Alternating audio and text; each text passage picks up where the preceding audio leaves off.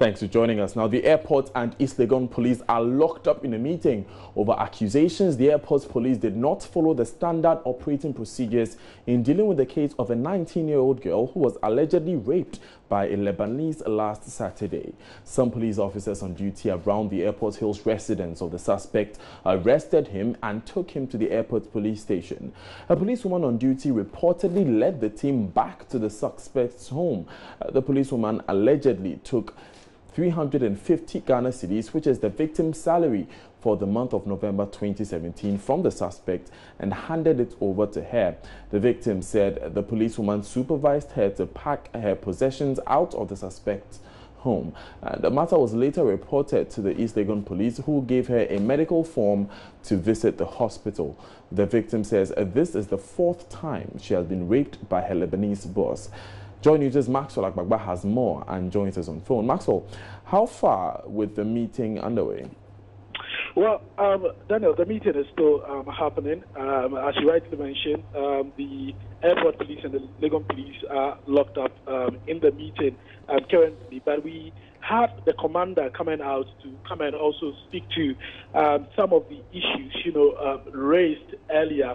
And he has actually been denying reports that police officers did not follow the standard operating procedures in handling the matter. But right now, the personnel who handle the matter have also been invited for interrogation. So they are still here at the East Legon police station. The Airport Divisional Police Commander, Isaac Kujasante, he has been telling us that the entries at the airport police station actually revealed that the girl reported, what the girl reported at the station was assault, and reports an issue of rape. The issue of rape later came up at the East Legon police station. He says they are now investigating 2 cases, one of assault reported at the airport police station, and the issue of rape reported at the East Legon police station. And as I stated earlier, he has been denying, reports making rounds that an officer from the airport police station escorted the suspect and the victim to the suspect's residence, where the officer supervised the girl to pack her belongings. He tells us that they are still investigating. So right now, he's still gone back to that particular meeting. But I've been Maxwell. Yeah. Was he able to say what happened that evening? Well, he did not narrate to us exactly what happened that evening, but I've been speaking to the girl. Before we go to the girl, I just want to clarify this. He was unable to tell us what happened, but he's convinced that the account making rounds on social media is untrue. Well, he didn't narrate to us exactly what happened because he said the issue is still under investigation. It's still under investigation, so he wouldn't want to speak to it. But we've been interacting with the victim, who has been narrating exactly what happened. She says last Saturday, sometime around 5:00 p.m., she was at home with the suspect, and then the suspect actually, made some sexual, demands, and that happened for like the second time. The suspect actually slapped her twice on the face, and then finally overpowered her and dragged her to his bedroom. According to the victim, last Saturday's event was actually the 4th time the suspect had raped her in a total of 2 different, encounters. She actually says that the suspect told her to go and take her bath. That was after his wife and another house help and his children had left home. Now, the victim says after she took her shower, the suspect allegedly directed her to the kitchen, which was close to the master bedroom, to prepare him coffee. She obliged, and after she went inside, that was when he came to the kitchen, dragged her to the bedroom, and then possibly had sex with her, Daniel. Right, so that's her account. Have we met any family members? Well, the father is actually here. He looks very worried. In fact, he wants justice to be served. Another person that we met here is the former Attorney General and Minister for Justice, Marietta upon appeal. What she says, she came here purposely. She saw the issue on social media. She's here to find out exactly what happened, to find out from the police also what exactly they are doing. And she says she will do everything possible to ensure that justice is served. Right, thank you very much, Maxwell Agbagba, for that report. We will be coming back to you, Maxwell, for updates on the outcome on that meeting between the airport police and the East Legon police. Let's move to the Ashanti region now, where the Ghana Health Service says it is keeping a close watch on developments as the Kumasi Academy, where 3 students died last week from meningitis, to determine the strain that killed them. Last Saturday, a first-year student of the school died, bringing the death toll recorded under similar circumstances in the school to 3 in the last week and 6 this year alone. Director of Public Health at the Ghana Health Service, Dr. Bedusa Kode, tells Joy News they are awaiting lab results to determine the strain of meningitis in order to begin vaccination. He said officials of the health service will visit the school later today to allay fears about the possibility of further deaths from the condition. Indeed, we had the information about 2 days ago with regards to sudden deaths of students from the Kumasi Academy school, and indeed a death of any of the students in our regular institutions, healthy children, then sudden onset of fever, and then resulting in death. Led us to take steps to go and find out what is happening. So we have started the investigations. We have followed up of all the cases that have gone to the hospital and followed up their case records. And those that have died, we've taken note of it. For now, we have registered 3 of them to have died from this, and we've taken the records. We've started necessary investigations into the situation. The clinical records, the findings at the various hospitals that they attended. The 2 of them went to KNUST Hospital and 1 at Anochi Hospital. And we have started the investigation. We've taken samples, blood sample, and fluid from the back of the spine, the cerebrospinal fluid for laboratory investigations. The reports for virus have come out, virology have come out, and it's not any of the common viral diseases that can cause similar conditions, and we anticipate it could be meningitis. Now, that was the update as of last night. Let's cross over to Kumasi now to find out the latest on the matter. And we're being joined on the line by Malik Ewuku of Love FM. Malik, how are the students and the teachers reacting to the deaths? Right, we're finding it a bit difficult to hear Malik Ewuku, but you're still watching Joy News today. And just gone by in this bulletin, the Anti-Corruption Week has been launched in Accra to explore ways of tackling corruption in Ghana. We'll be bringing you that story before the bulletin is over. And the roads in the Wa East district of the Upper West region are in a very deplorable state. There's more in this Joy News agenda filed by Rafiq Salam when we return from this break. Stay with us.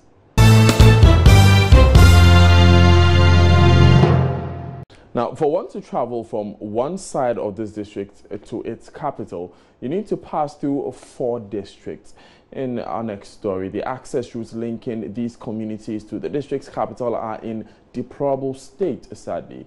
This is the plight of residents of Wa East District in their quest to reach their capital, Funsi. On Joy News Agenda today, Upper West correspondent Rafiq Salam takes a look at the roads in the Wa East and reports the construction of bridges over 2 rivers in the district would facilitate movement and trading activities between the people and their neighbors. Thank you for everyone present. Presidents of the Upper West Regional House of Chiefs have never minced words on the deplorable nature of roads in the region anytime a top government official visits.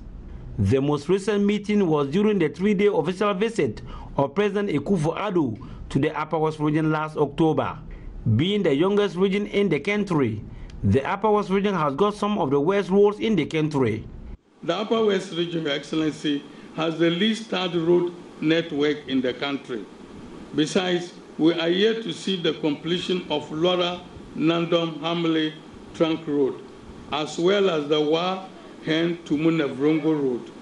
We also want to see some improvement in the roads linking the district capitals to Wa, the regional capital. 3 districts in the Upper West region, namely Sisala West, Sisala East, and the Wa East district, are engaged in a stiff competition over the accolade of the food basket in the region. The cruel reality, however, is that the 3 districts are also competing for the worst feeder roads in the region. It is the region with the least bituminous surface in the country, meaning a greater percentage of its roads is either earthed or graveled. Fonsi, capital of the Wa East district, is always cut off from the rest of the district and region during the rainy season. Drivers plying the route said they go through hell before they reach their destination. 58-year-old Abbas Sedu is a driver with Metro Mass Transit Limited. He drives every other day from Wa to Kundugu. Oh, the road there is a rough road, but how the rain has stopped me. We are enjoying it small, but when rain falls, you can go. Sometimes you reach some place, then when the bridges are full up, unless you stay there more than 6 hours before you can go, from morning to evening before the water will pass. The road needs proper gravel, and the bridge where they made, they haven't yet filled them, so the water they pass the road top. When it's during the harvesting time like that, our buses should get breakdown due to heavy load, the nature of the road. Drivers plying the Wafonsi Kundugu road during the dry season have less worries than in the rainy season. Some of the rivers dried up, enabling the drivers to have quick access to outlandish communities. Civil servants and other public workers sometimes refuse posting to the district due to the deplorable nature of the roads. Felicia Sumela is 33 years of age and is a businesswoman. She travels every week to the Wa market to buy her products for sale at the Fonsi market. So many people, when they come here, they don't even want to come back again, especially rainy season. It's headache. You cannot travel from here to Wa. So many problems about this road. You bear witness to me, on your way here, you saw how the road is. If Nana really wants to be in power, he should help us to maintain our roads for us. That's the only thing that will maintain him in power to come next election. Inusa Halitu is a resident of Wa, but hails from Kundugu, which is about 28 kilometers away from Fonsi, the district capital. He painted a mental picture of the road network in the district. Wa East is having a peculiar problem, most especially our road network from Wa Fien to Kundugu Somisi. And last year they were to construct the road up to Fumbisi. But there are some rivers there that they are yet to construct. And there's another major road from Busa through Bulenge, Kulung, and there's a river there. If that bridge has been bridged, it will link the whole of Wa East, and moving from any part of the district to the district capital will be easy. The Kulung and Ambalara rivers have been on the drawing board of almost all governments that rule this country since independence, but their construction have never seen the light of the day. For the people of Buling and other adjoining communities, the construction of these bridges will not only link them to the district capital, but reduce drastically the traveling time from Wa to either the Upper East or Northern regions. Bajin Droga Pobia is the immediate past regional chairman of the Upper West Regional Branch of the Ghana Journalists Association and hails from Yala No. 1 in the district. He described the district as a state within Ghana. Feeder roads, don't talk about feeder roads in Wa East. The feeder roads are not there, and the few that are there are very bad. So in making traveling very, very difficult, health-wise, people have to depend on donkey cars and those and this track cycles to transport sick people from that area to Wa Hospital. The whole upper Wa East, the eastern corridor of the district or the region, is not developed. It's not developed. I don't know if left to me, I'll even describe it as a state within the Ghana. Because it's neglected. That place, you don't have any hospital. It also makes the administrative operations of the administration there very difficult, the assembly. Because part of them are in Wa in one side. The other side too is in Sisala side. And the two rivers have divided them. So during the rainy season, the people over there are cut off. Those also in the Wa area are also cut off, because if they want to go to assembly meeting, they have to come to Wa, take car from Wa, pass Isa. No, they will even first pass Nodoli district. Then they will go to Dafiama Buse Isa district. Then they will even link to Sisale East before they get to Wa East capital, Fonsi. You see, it doesn't make the administrative work there smoothly. Mr. Pobia appealed to the government to construct the Ambalara and Kulun rivers to boost economic activities in the area. It will be their happiness if one day they get up to hear that Kulun River and Ambalara River are going to be bridged, because that will facilitate trade businesses between the three regions. Because from Yala to Kundugu, when you pass Kundugu and you move small, you are in West Mamprosi.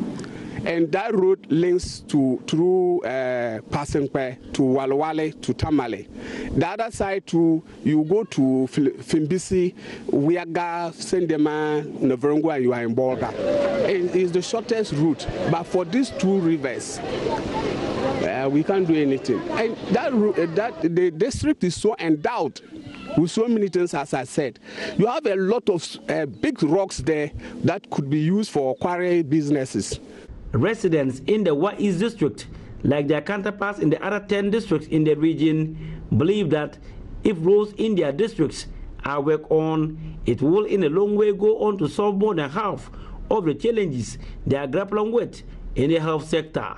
Reporting for Joy News, Rafik Salam, Fonsi.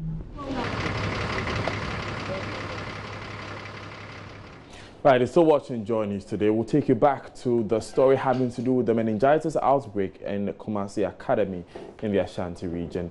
And we have Malik Ewuko on the line again. Malik, what's the latest with regards to that issue? Yeah, this morning we had an information that two people had fainted in the school, a boy and a girl. So we decided to, follow up and find out what exactly is going on. So when we came to the school, in fact, I had information that we are having a meeting today.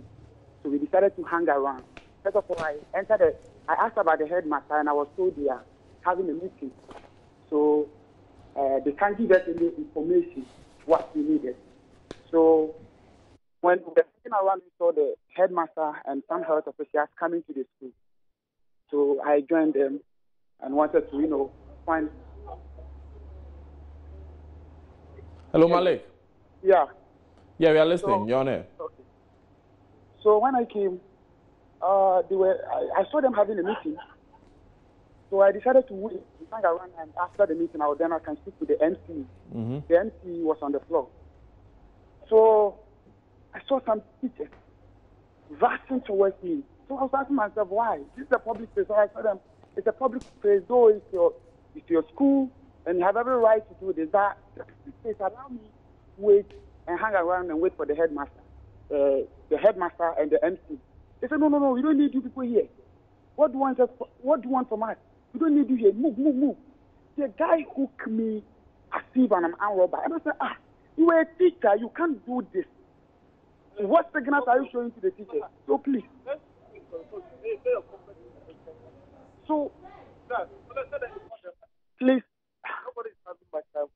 So, they dragged me out from the school.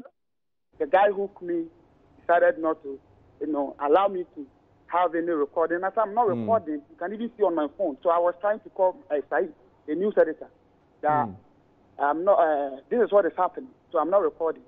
But they were so furious, started beating me, pushing me, beating me. And I said, right. Shouldn't do this. Right. So, were you able to report this incident? He said. Have you reported the incident? Yeah, I've reported it to the Asokore Mampong police station. I'm with one of the CID.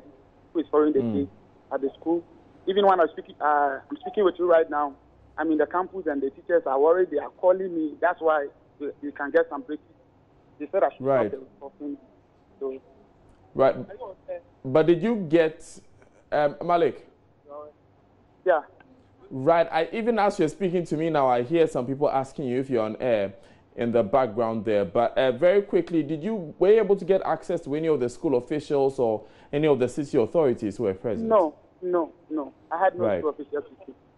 Right, Malik, we'll come back to you for the latest on those issues. Thank you very much. Malik Eoku is a man in the Ashanti region. He has been following the issue of a meningitis outbreak, a suspected outbreak of meningitis in Kumasi Academy. And you heard him reports there that we heard that 2 students had fainted in the school as of this morning. And so in his bid to get more information from a meeting between city authorities and school officials, he was attacked and abused by some teachers of Kumasi Academy. We'll bring you the latest on this issue in other bulletins. Now, Anest Assists are typically expected to be equipped with the technical know-how to deliver on the job, but not as the district hospital at Nkwanta South in the Volta region, where apart from the technical skills, one requires manpower as well. Usually for anesthetists, as it is the case for most white-collar professionals, manpower is not a key requirement for one to deliver on the job. This is, however, not the case as the Nkwanta South District Hospital in the Volta region, where the equipment used to supply oxygen to patients undergoing surgery is an old manually operated machine.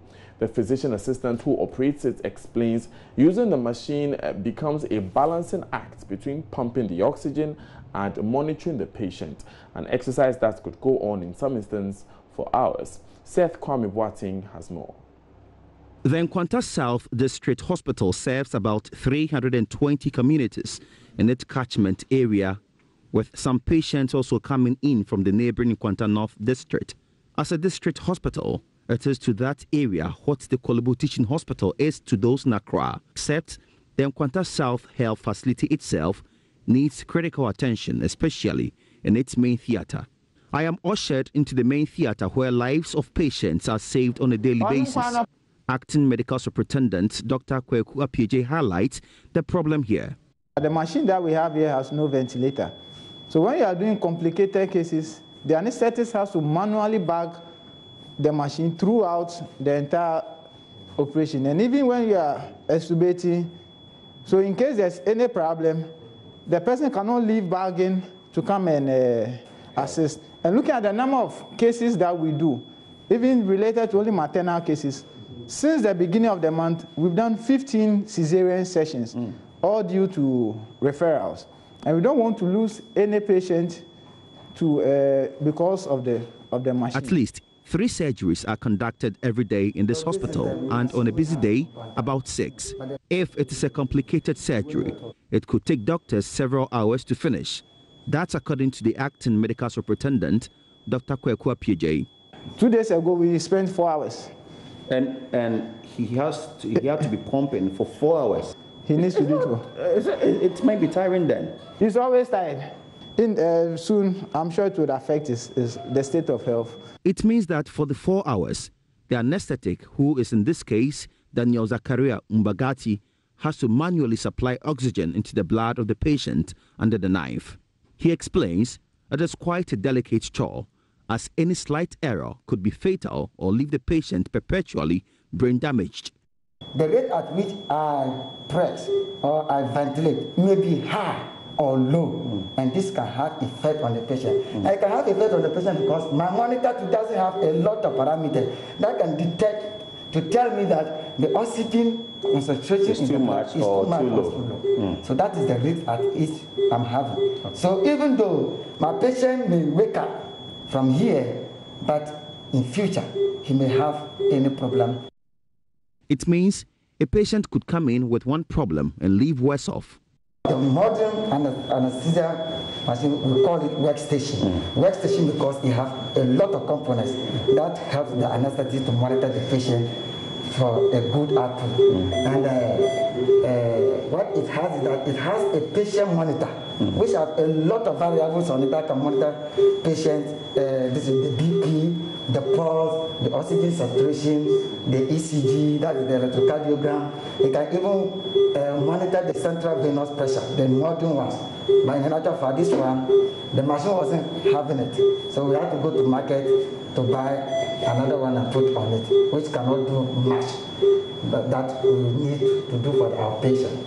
So this is what we have. Beyond the equipment challenge, which thankfully has not resulted in any fatalities yet, the hospital has only 2 anesthetists and could do with a few more. My institution has been mandated to train anesthetists as well. But because of this machine, I have taken a strong stance that I won't allow anybody to come for training. They need to be trained with the modern equipment. Because they are not used to, in school, they are not used to this one. So somebody can just do something wrong and I might lose a patient. A relatively more modern replacement of the ventilator along with the entire workstation could cost about 150,000 cedis. Yes, it's certainly not cheap. It's, however, not more expensive than the V8s zooming through traffic in Accra and elsewhere without regard to other motorists. But what's a V8 when lives are at stake? Seth Kwame Boateng for Joy News.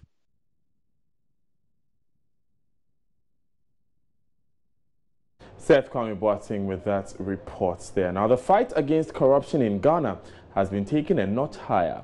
The whole of this week is being marked as the Anti-Corruption and Transparency Week, as key stakeholders in the fight against the menace are converging in Accra to deliberate on ways to end corruption.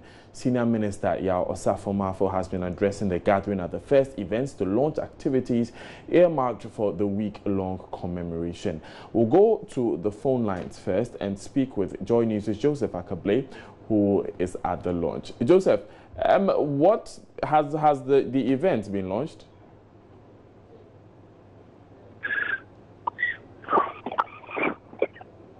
Well, Joseph, if you can hear me, we want to find out if the week-long event has been launched already. Unfortunately, it's a bit difficult to hear our colleague Joseph Akable. Now, let's hear Senior Minister Yao Osafo-Mafo, who addressing the events said emphatically that the President, Nana Addo Dankwa Akufo-Addo, will be prosecuting corrupt officials from former administrations. But we have Joseph Akable on the line now, so let's hear what the latest is. Joseph, has the event been launched? Yes, just a short while ago, it was launched by the Senior Minister, Yao Osafo-Mafo, and he has described this week as an important week for government, saying that this is because they believe that if they are able to see the loophole, we all know about revenue getting lost as a result of corruption. He thinks that is a key way of ensuring that government has enough revenue for development. Just a short while ago, the Senior Minister launched the program, the celebration of the Anti-Corruption official. Right, so what more should we expect as part of his activities to mark the week? A number of them actually. So beyond the first day, that is the launch that has taken place today, on Tuesday, there will be a national dialogue, and this will have span from the NCC, the Judicial Service, the European Union, among others. On Wednesday, there will be morning talk show, still with the Judicial Service and the NCC, as well as private sector forum. Then on Thursday, there will be campus debate and film show, as well as public sector leaders. We can expect agencies such as the USAID, SHRAG, IEA, GII, MANI, all participating in that event. Then on Friday, the national conference will take place. Government participates in that. We also have SHRAG and other civil society organizations. Then Saturday will be the main event, will be the International Anti-Corruption Day celebration, and you still have the same actors all beaten. And on that day, we are being told that we have to expect an assessment of the implementation of the plan over the past 3 years. Right. Joseph, during the panel discussion, we understand some major statements were made, particularly by Mr. Yao Osafo-Mafo himself. Can you run us through a few of these? The main one he spoke about has to do with concerns. You report that the concerns have been raised about the fact that 11 months of the SDG administration in office, and they have failed to prosecute any former government official, despite all the allegations they had leveled in the run-up to the 2016 election, that indeed the NDC government was corrupt. Now, he said he engaged the president this morning when he told the president was about to address this event. And the president said he should inform all Ghanaians that we should be patient. He understands the impatience, but be as bound as government is clear in its mind that no former official or no individual who has made away with state funds through corruption will go scot-free. His exact words are that they will pay for their deeds, and he says they want to carry out thorough investigation, and once that is concluded, they will begin the prosecution as a matter of urgency. Right, thank you very much, Joseph Akable, for that update. Now, we move from the Greater Accra region to the Ashanti region, because for 4 days, the capital, Kumasi, has been the epicenter of rich cultural display. As the final funeral rites for the late Asante Hema Nana Efua-Kobi-Ampem II continue in earnest, the Garden City has literally come to a standstill. Clad in black, several dignitaries have trooped to Menchia to pay homage to the Asante Hene. Today, Asante Hene Osei II wears his ceremonial Batakari Kesia to signify he is at war with death. Love FM's Nane Aljima reports from Menchia.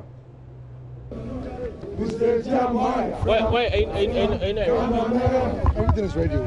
All right, so what you can hear now here today is the chants of war songs. And if you can see, almost all of the traditional chiefs, that's the chiefs in the Kumasi Traditional Council and as well the Asanteman Traditional Council, are all in Batakari, which is to signify that Kumasi or the Asanteman Traditional Council is at war, and they are at war with death. And this is what's happening here today. So most of them have gone through the principal streets of Kumasi, where they have been firing shots and going with their people through the streets, and this is to show that really death is at war with the Asanteman Traditional Council. And later today we'll be expecting the Otufo to be wearing his Batakari Kesie, which is to signify that he's also at war, and he will lead the troop to war today at a certain place here in the Menchia Palace. The people you can see behind us are all part of the people who will be marching with the chiefs. I would want to speak to them and listen to what and why they are dressed this way. Mama Penny, Pacha, ona di odomyenim, and then na moya no ha. Yeah, asonson me asonson hema me din de nana afia akwabia prempe otos ba menam dikan. Efiri awi adomase. Yakonwa no eda bosontwe akonwa ho na ni bi dakase mayen pa ya asonson na kire say ayese warros say yakọ nanom kwa ako a asonson no na di animu na hwehwe se kwan mu anyina atransa na nanom etu atene akọ nti na masi address no ede na cheche say akon wo ho pa ni bere susu wo hwe say wo hwe asonson be do do be ni oba se